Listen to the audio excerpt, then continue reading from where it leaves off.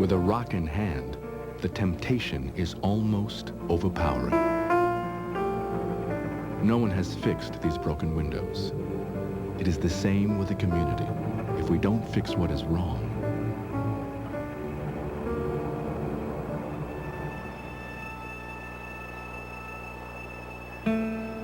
north of the Arctic Circle, a code to live by. Every Inupiat is responsible to every other Inupiat for the survival of their cultural spirit and the values and traditions through which it survives. Here, in Northwest Alaska, Inupiat Eskimos have survived for thousands of years, treating the gifts of the landscape with respect, hunting and fishing according to seasonal migrations. But this century changed everything. The world came to them. Air travel, satellite TV, stores, a cash economy. The Inupiat settled into places like Kotzebue and stopped hunting for their futures. They started to see the world and themselves differently. You develop a very pessimistic view of yourself. After a while, we began to experience suicides among our society, which is very foreign to the Inupiat culture. I've talked to our elders. They have wept, they have prayed, but it's so foreign to them. Basically, nobody's going to come up here or care enough about us to do what we have to do for ourselves and for each other.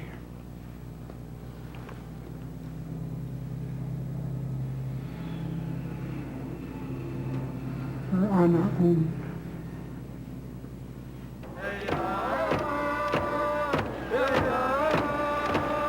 The community turned to its elders, who said young people were losing their sense of identity and heritage.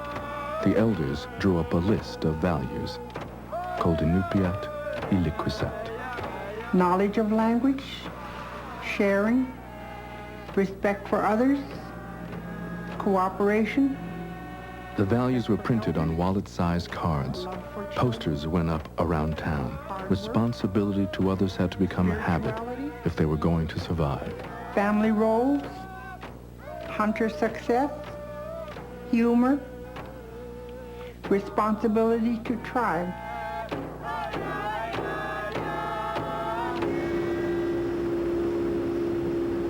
When we hear of young men who take their lives, they probably don't know enough of the responsibility to family, to community, to the tribe.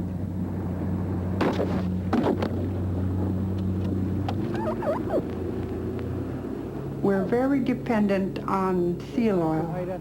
It's just a necessity in a cold climate. Our men, our children, are taught not to be boastful. Like the old folks say, these seals give themselves to you. When I was growing up here, the first seal or the first beluga that the people brought in actually was for the community. The people could go to that family, to that household, and bring home a pot full of meat and blubber and whatever and cook it at home. When we share what we have, it makes you feel good inside. It makes your spirit feel good. You have done something for somebody else. You don't think about suicide. You don't think about harming somebody else. It just makes you so proud of humanity. Just human beings, you know. Knowing where you've come from and who you've come with helps you see where you can go.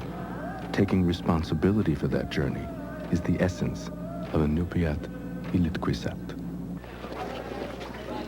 What if a friend of yours was one of the surprising number of high school students who bring a gun to school each year? Would you do something?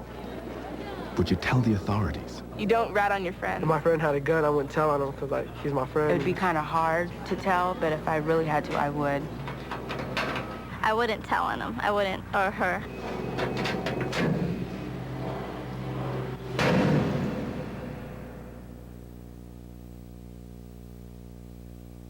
One of the most troubling things that bothered me in the wake of Michael's death was that at least 6 kids, we found out about a week later, knew that this weapon was on campus, and no one came forward, probably out of fear. It was none of their business, whatever the reason was. Okay, what I want you to do is take out everything out of your pockets and lay it over on the table, please. After the killing, school officials launched a controversial security program, random locker searches and metal detector frisking. Here, rights and responsibilities get personal, a familiar scene in airports, but in this California school district, it wasn't enough. A second killing occurred. All the metal detectors in the world are not as good as the eyes of the students that are on a campus. They always know when a weapon is here. Okay, fine. Thank you.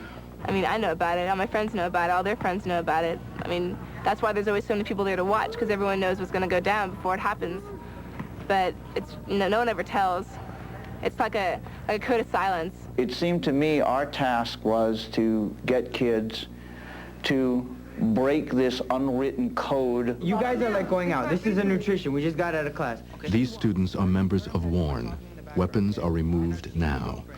They're practicing a skit to be performed at nearby elementary and middle schools. WARN's message is that students who bring weapons to school are not your friends. Tell on them. Pedram walks towards you, you leave your locker, you have your backpack in there. You walk by Pedram and you bump him hard, and he goes, "What are you doing?" And you go, and he'll say, "Excuse me," and you go, "Man, don't talk to me." Or, you know, you start getting like, mad at him, and you go, "What are you doing with my girlfriend?" Like that, and you go, "You better watch." WARN was the idea of a group of students and their teacher, Jay Schaefer, who were convinced that the solution to the problem of student violence rests with students. I mean, nothing's going to change. Metal detectors, all these things are locker searches. We have to be the ones to change ourselves. I just want to make the issue about telling on somebody who you know has a gun. I think you owe it up to humanity, since you know that something's gonna happen, and you just don't want to lose a life with that gun. You owe it to others and yourself. We're always raised with the attitude it's not cool to snitch, it's not cool to tattletale, but when a life is threatened, that all has to go out the window. And a lot of people wondered about this because supposedly in a capitalist society... In the name of loyalty, it's easy to look the other way, unless you've lost a friend like these kids at Reseda High. If you don't make it, don't look for the government to bail you out. What changed us is the tragedy that happened at our school. That's what made us change. But that's why we target, and that's why we want to go to younger schools and elementaries, and we promote to break the code of silence, because they're not... The idea of WARN is a novel idea, but it takes work. They have to come together, prepare the skits, and be ready to go into elementary schools and perform them. What would make me want to tell is that I would want someone to do that for me, because how do you know you're not the next kid who's going to be shot?